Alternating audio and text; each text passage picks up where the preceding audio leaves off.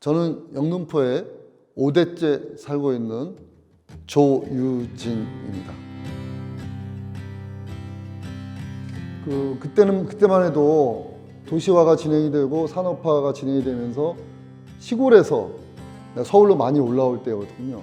저희 집에도 식구가 6명이었습니다. 저희 3남매 포함해서 부모님, 또 저희 할머니에서 6명이었는데 시골에서 저 외갓집에서 또 외삼촌이 서울에 이렇게 오시면 또 우리 집에서 뭐 몇 달 동안 같이 사시기도 하고 그랬어요. 그러면 집이 비좁잖아요.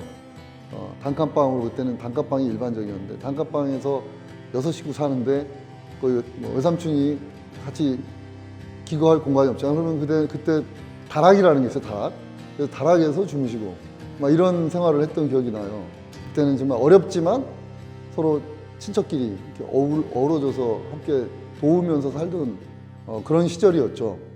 이웃들과 함께 지낸 추억도 굉장히 많아요. 신길사동에 살 때 재밌었던 게 뭐냐면은 여름에 되면은 피서를 가잖아요. 근데 옛날에는 뭐 수영장이나 이런 게 많지 않았기 때문에 안양유원지가 그때는 서울 시민들의 가장 좋은 피서지였어요. 요즘처럼 한 가족만 가는 게 아니에요. 그 집에 사는 한 집에 여러 세대가 같이 살거든요. 세입자들까지. 그럼 그 집의 집주인 가족과 세입자 가족이 다 같이 가요.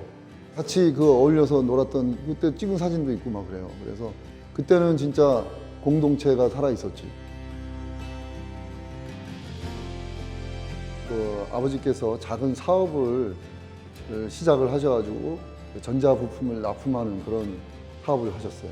제가 초등학교 3학년, 4학년 때 했던 기억이 나는데 그 당시에 우리 집뿐만 아니라 그 당시에 영등포의 많은 가정에서 그러한 가내 수공업을 많이 했어요. 손이 작은 어린아이들이 일하기가 좋습니다. 그런 거. 그러면 이제 손도 빠르고 고무나 플라스틱으로 된 부품들 가공, 다듬고 여러 가지 보풀 같은 거 제거하고 포장하고 하는 일들을 처음에는 식구들끼리 하다가 나중에는 이제 이웃, 동네 아줌마들, 할머니들 다 이제 일을 나눠서 일 물량이 많아지니까 이제 밤 12시까지도 막 일하고 그 당시에는 그렇게 하는 게 뭐 거의 일반적이었습니다. 상당히 많은 곳에서, 많은 집에서 그렇게 했고. 우리 아버지께서 하시던 사업은 일단 1차 가공된 제품을 받아서 2차 가공을 해서 최종적으로 조립을 하는 그 기업에다가 납품하는 중간 단계에서의 그런 비즈니스인데 이걸 하시다 보면은 자금을 제때 결제를 못 받죠.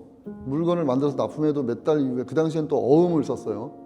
이제 그러다 보니까 여러 가지 자금난에 쪼달리다 보면 우리 집에 텔레비가 있었는데 그 텔레비전을 TV를 맡기고 그 물건을 납품을 받는 거예요.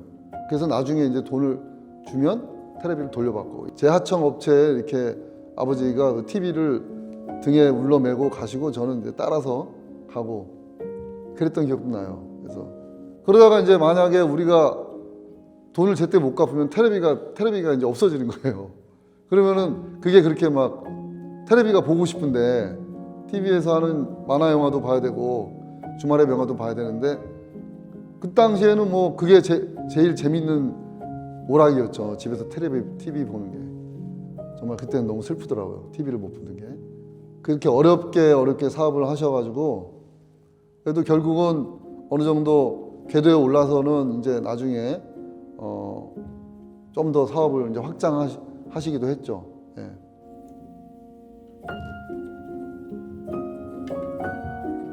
그 유명한 그 IMF 때 아주 뭐 제가 엄청난 고통을 받았죠. IMF를 이겨내고 나가려니까는 못 이기겠더라고요. 도저히 그 거대한 물결을 못 이기겠더라고요. 그래서 그 다음부터 제가 이제 또 사업을 접었는데 역시 가족 외에는 믿을 데가 없죠. 솔직히 아이들 키우는데 우리 집사람이 고생을 많이 했죠. 그건 뭐 부인 못합니다. 그러다 보니까 우리 큰아들하고 중심으로 할 때 팔벌 같은 얘기지만은 옛날식으로 얘기하면은 인과 예와 충과 효를 갖춘 퍼펙트한 인성을 가졌어요. 퍼펙트한 인성. 비록 내 아들이지만은 제가 존경을 합니다. 진짜입니다.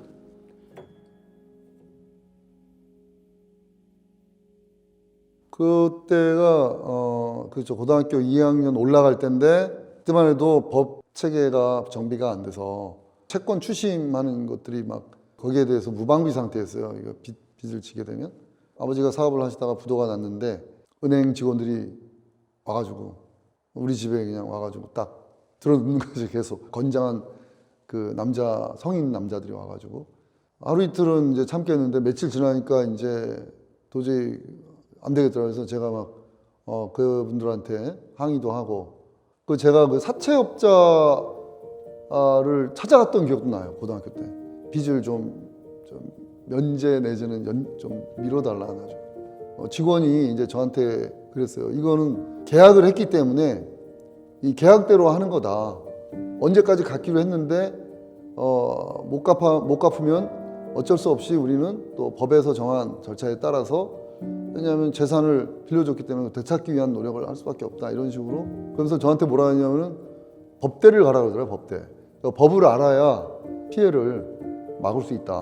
그런 취지로 얘기했던 기억이 나요. 그래서 그때 이제 법대를 가야 되나 이런 생각을 했었죠. 처음으로. 그때.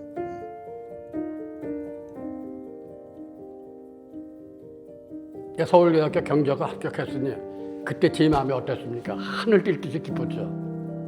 근데 6개월 후에 법대를 가겠다고 다시 그러더라고요. 야, 법대 난 찬성 안 한다. 여기서 찬성 안 한다. 그게 처음으로 나하고 아들하고 트러블이에요. 그리고 한 6개월 있더니 아버지 저 법대 합격했습니다. 경제학과 합격하고 그 이듬해 또 법대를 들어간 거예요. 그때 제가 어떻게 하겠습니까? 싫어했죠. 그러나 이왕 벌어진 일, 그 다음부터 한 번도 트러블 없이 우리 아들하고 살아봤어요.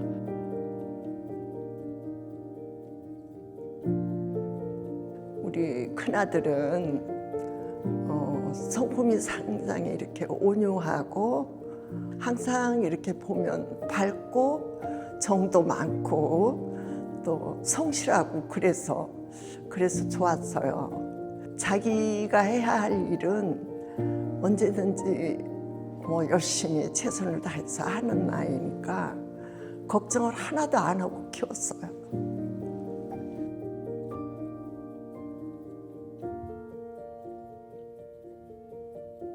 우리 큰애가 이제 자폐 스펙트럼 장애인입니다.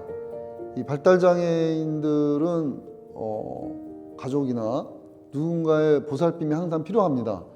그래서 이거를 가족이 하기에는 너무나 이게 그 한계가 있기 때문에 지역사회 차원에서 이걸 해야 된다. 처음에는 이제 지인들 비슷한 그런 아픔을 가진 가족들이 몇몇 집이 모여서 이제 자조 모임이라고 하죠. 시작하다가 그러면 이왕 이렇게 됐으니까 우리가 한번 사회적 협동조합 형식으로 해서 좀 자율성과 독립성을 좀 만들자. 왜냐하면은 구청이나 이런 데서 지원받는 게 이 불규칙하거든요. 또 지원이 없을 때는 또 굉장히 또 힘들어집니다.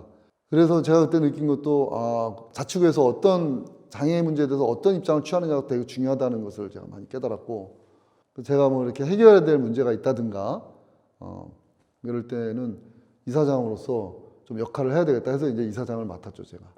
예.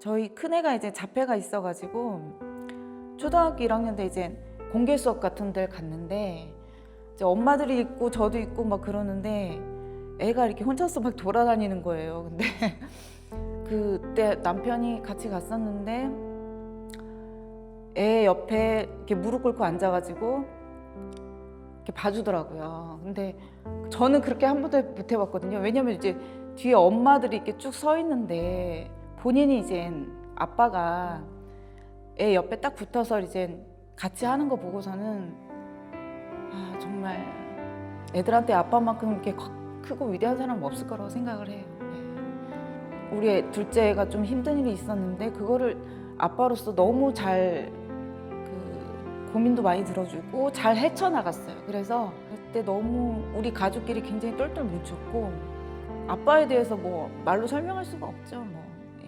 위대한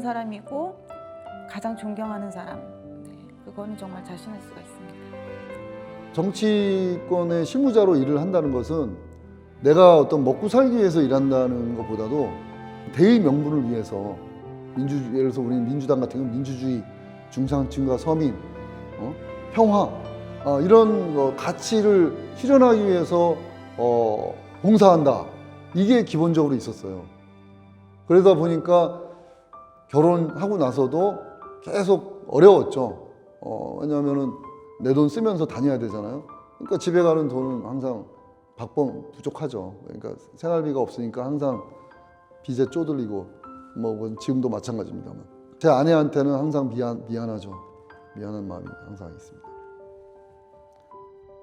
지금까지 너무 잘해내고 있어서 너무 다행이고 너무 감사하고 항상 우리 가족은 당신을 많이 응원하니까 지금까지 할 수 없었던 거를 이제 앞으로는 큰 꿈을 펼치면서 잘 살았으면 좋겠어. 우리 다 함께 잘 살자. 세상에 뜻대로 되면은 얼마나 좋습니까? 설사 실패하더라도 좌절은 하지 말아라. 난 사랑한다는 얘기하고 싶지 않아요. 존경한다고. 우리 아들이지만 존경합니다.